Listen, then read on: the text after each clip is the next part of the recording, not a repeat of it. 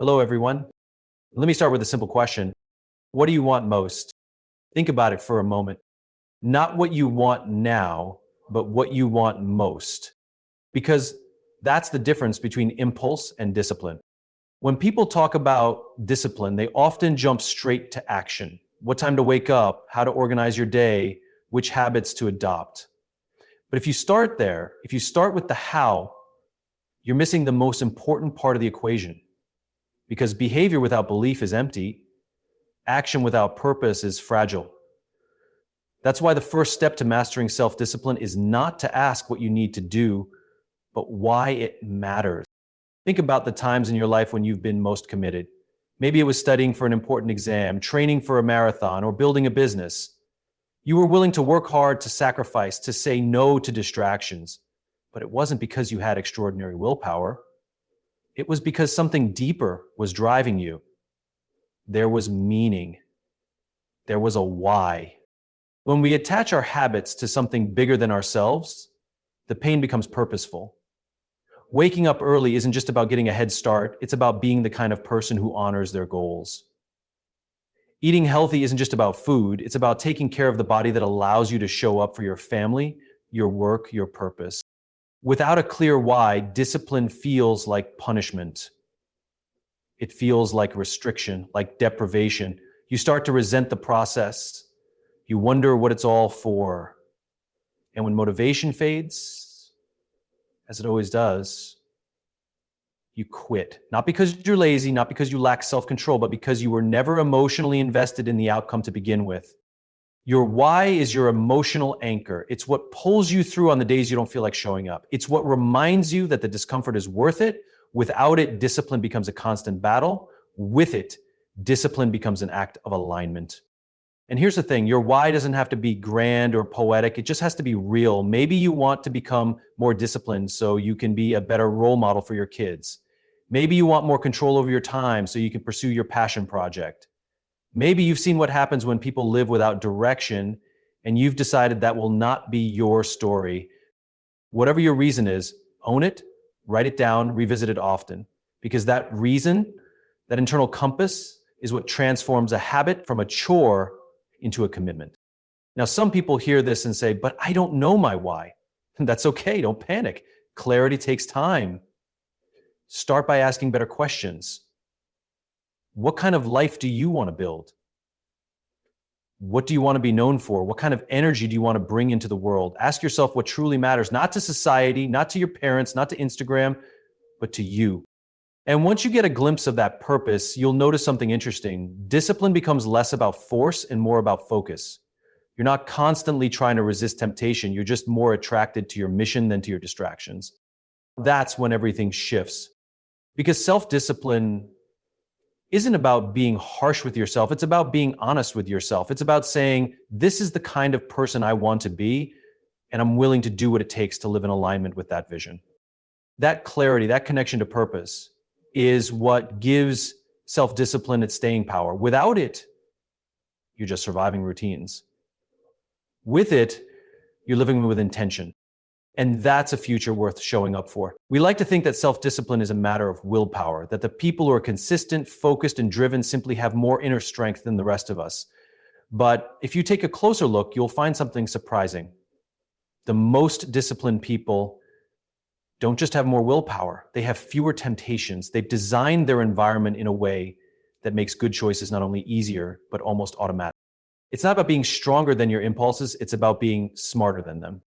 Let me give you a simple example. Imagine trying to eat healthier, but every time you open your kitchen cabinet, you see chips, cookies, and soda. No matter how much motivation you had in the morning, that decision becomes harder every time you see those triggers.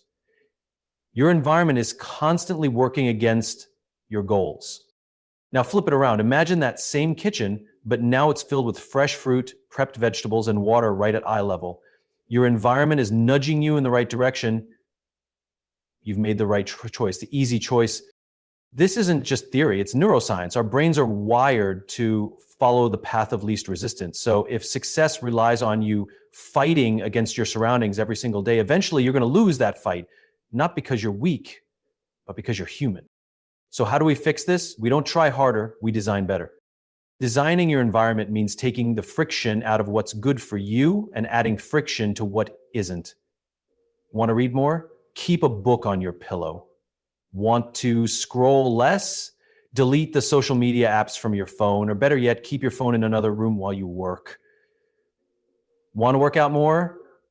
Lay out your clothes the night before so the decision is already made when you wake up. This isn't cheating, it's strategy. Discipline becomes a natural byproduct of an environment that supports your values. And this goes beyond just physical spaces. Think about your digital environment. Is your phone helping you become who you want to be, or is it draining your focus every 12 minutes with notifications? Think about your social environment. Are the people around you lifting you up, challenging you to stay committed to your goals, or are they constantly pulling you off course? You don't rise to the level of your motivation. You fall to the level of your systems. And one of the most powerful systems you have is your environment. So make it work for you. Too often we blame ourselves for not being disciplined, but the truth is, most of our decisions are shaped by invisible influences. Once you start seeing this, everything changes. You realize that changing your behavior doesn't always mean changing who you are. It can start with changing what's around you. Let me say it clearly, it is not a sign of weakness to remove temptation. It is a sign of wisdom. It means you're serious about your goals. It means you understand that success is not about white-knuckling your way through life. It's about removing the need to constantly struggle. Imagine what would happen if you didn't have to fight yourself every day. Imagine if your environment gently guided you toward the version of yourself you're trying to become. That's what this is about. So don't leave your success up to chance or willpower. Shape the space around you, your home, your phone, your calendar, your community, to reflect the person you want to be. Because when your environment is aligned with your vision, self-discipline stops being a grind and starts becoming who you are. We live in a world that glorifies the big moments, the before and after photos, the massive transformations, the all or nothing hustle. But what we often forget is that greatness doesn't begin with a dramatic leap. It starts with something far smaller, something we tend to overlook: the micro win. A micro win is a small, manageable action that brings you closer to the person you want to become. It's showing up when you said you would. It's writing for 5 minutes when you didn't feel like it. It's going for a walk instead of skipping movement entirely. It may seem trivial in the moment, but over time, these tiny victories stack up and they become the foundation of self-discipline. The mistake most people make is waiting for motivation before they act. But motivation is inconsistent. It comes and goes with your mood, your energy, your environment. Micro wins don't wait for motivation. They rely on commitment. They teach you to take action even when you don't feel ready. And here's the beautiful part. When you accomplish one small thing, your brain gets a hit of dopamine. You feel good, you feel progress. That momentum makes it easier to take the next step. One push-up turns into 5. Reading one page becomes a chapter. Waking up 5 minutes earlier becomes waking up an hour earlier over time. This is how discipline is built, not through giant efforts fueled by inspiration, but through repeated proof that you can trust yourself to follow through. Think about a snowball. It starts small, you roll it gently, and slowly it picks up size and speed. Discipline works the same way. Every micro win adds to your momentum, but if you keep waiting for the right moment or some surge of inspiration, that snowball never gets rolling. There's a psychological shift that happens when you focus on these small wins. You stop aiming for perfection and you start aiming for consistency. And that's where the transformation happens, because perfection is fragile. It breaks the moment you miss a day or fall short.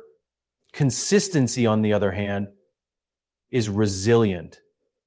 It gives you room to show up imperfectly.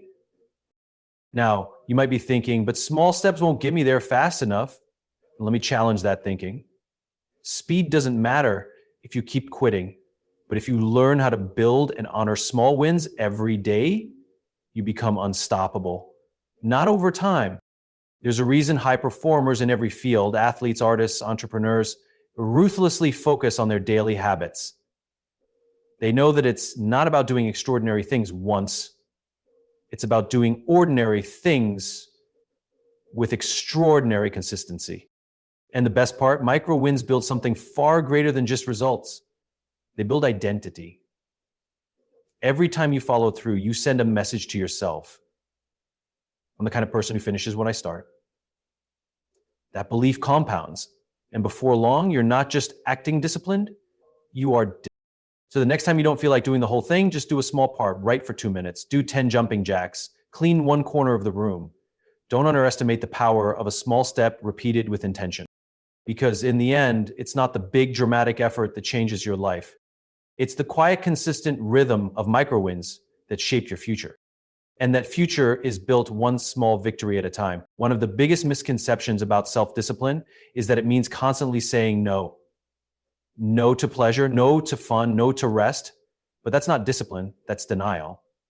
And denial, when practiced too rigidly, eventually breaks. Because we are not robots, we are emotional, curious, and very much human. The truth is, self-discipline isn't about saying no forever.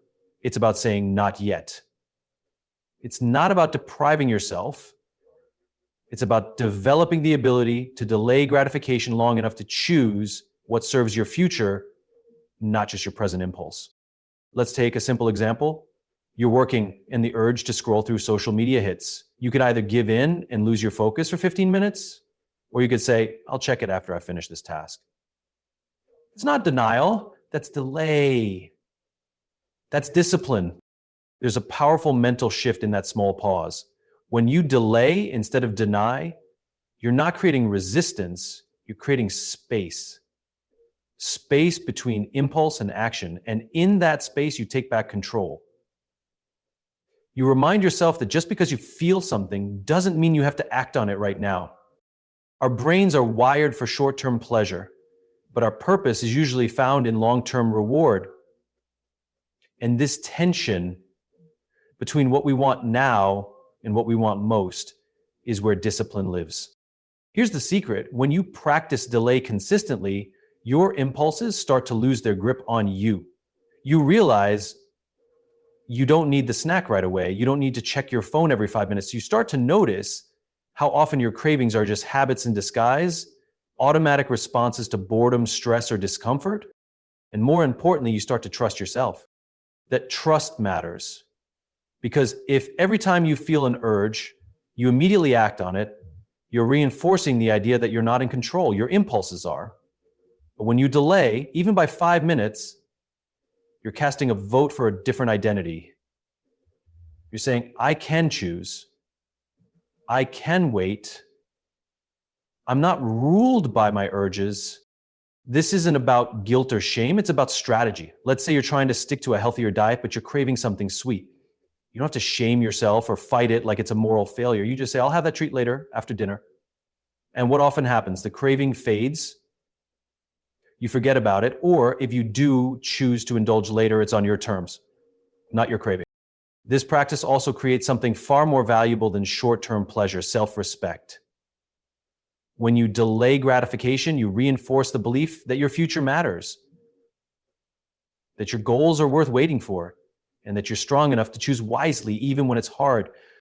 There's nothing wrong with enjoying the present, but when we become slaves to our every urge, we lose the freedom that discipline gives us.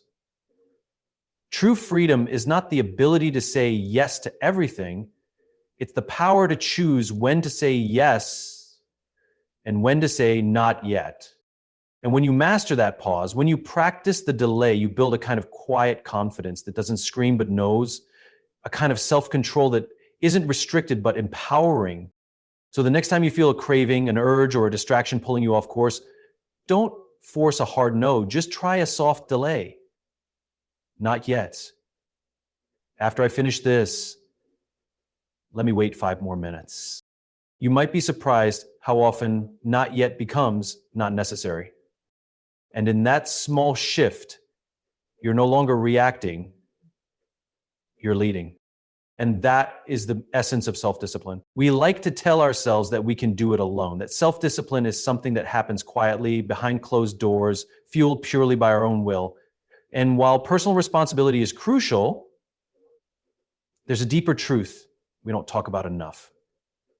We are not wired to thrive in isolation. We are meant to grow, to improve, and to stay on course together. That's why accountability is such a powerful tool, not because it forces us to be disciplined, but because it reminds us that we're not alone in our journey. You've probably felt it before when you tell someone you're going to do something, run 3 times a week, launch a project, stick to your routine. There's an extra layer of commitment that kicks in. It's not about pressure, it's about promise. Uh, you're not just doing it for you anymore, you're doing it because someone else is counting on you to follow through. That's what makes accountability so effective. It adds meaning to your commitment.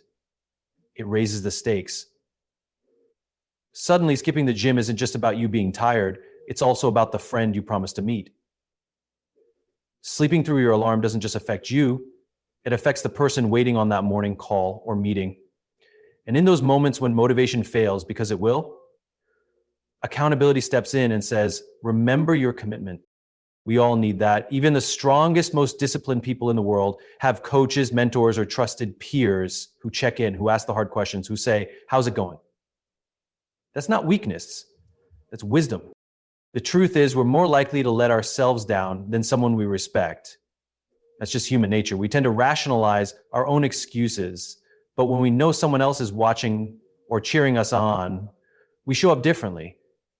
We show up stronger, not because we're afraid of judgment, but because we value the relationship. And we don't want to break trust. That's the heart of accountability. Trust, it's not about someone micromanaging your progress. It's about inviting someone into your journey so they can walk beside you, not ahead of you, not behind you, but with you. And this can take many forms. Maybe it's a weekly check-in with a mentor. Maybe it's a daily message with a friend who's chasing similar goals. Maybe it's being part of a group, a class, a team, any environment where consistency is encouraged and progress is celebrated. What matters is that you choose someone who gets it, someone who won't let you off the hook with lazy excuses, but who also won't shame you when you fall short, someone who holds you to your standard, not out of control, but out of care. Because here's the truth. We rise to the level of the standards set by the people we surround ourselves with. So choose wisely. Surround yourself with people who take their goals seriously, people who are walking their own path of discipline and purpose, and then link arms with them. Create rituals of check-ins, feedback, reflection. Accountability isn't just about discipline, it's about connection. And that connection becomes a mirror. It reflects who you say you want to be. And when you start seeing that version of yourself in someone else's eyes, it gets harder to walk away from your potential. So no, self-discipline doesn't have to be lonely, and it shouldn't be. Invite someone in, share your vision, let them remind you who you are when you forget. Because sometimes the most powerful words you can hear aren't, you got this. Sometimes they're, I'm with you. And that, more than anything, can keep you going. Self-discipline is not about being perfect. It's not about hitting the mark every single time or never making a mistake. If that were the case, nobody would be disciplined because nobody would qualify. The truth is, no matter how motivated you are, no matter how structured your plan is, you will slip. You will miss a workout. You'll scroll too long. You'll eat the thing you said you wouldn't. You'll snooze the alarm. And that's not a sign of failure. That's a sign that you're human. The real test of self-discipline isn't how well you do when everything's going right. It's how you respond when things go wrong. That's why this principle matters so much. Forgive fast, recommit faster. When we mess up, our instinct is often to spiral, to shame ourselves, to think, well, I blew it, so what's the point? One missed day turns into a missed week. One mistake turns into self-sabotage. We tell ourselves a story, I'll never get this right, or I'm just not disciplined enough. And before we know it, we've convinced ourselves to give up, not because we couldn't keep going, but because we didn't forgive ourselves quickly enough to try again. Here's the mindset shift. The goal isn't perfection. The goal is recovery. How fast can you bounce back? How quickly can you catch yourself, course correct, and continue? Think of an airplane flying cross country. It's off course 90% of the time. The wind blows it slightly left or right, and the autopilot constantly makes micro adjustments. It doesn't panic. It doesn't turn around. It just realigns with the path.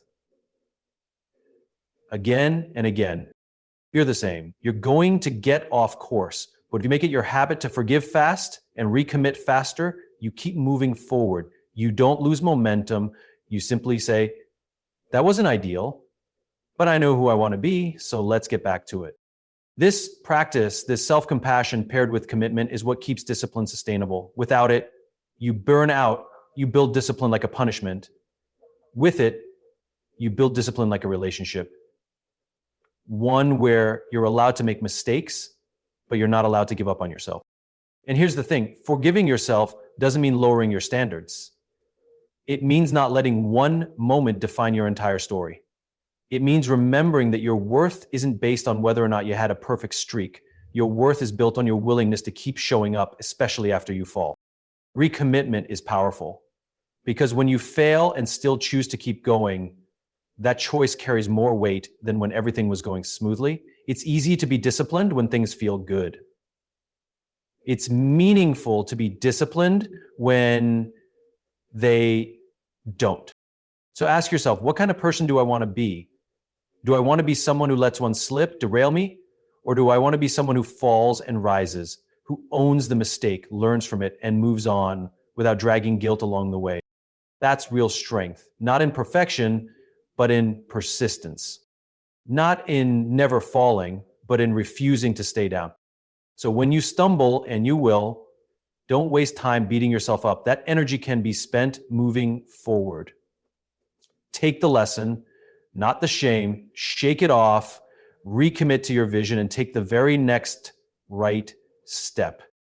Because discipline isn't about never messing up. It's about becoming the kind of person who keeps choosing growth, no matter how many times you start over. And every time you forgive fast and recommit faster, you remind yourself, I don't quit on what matters. That's what self-discipline really looks like.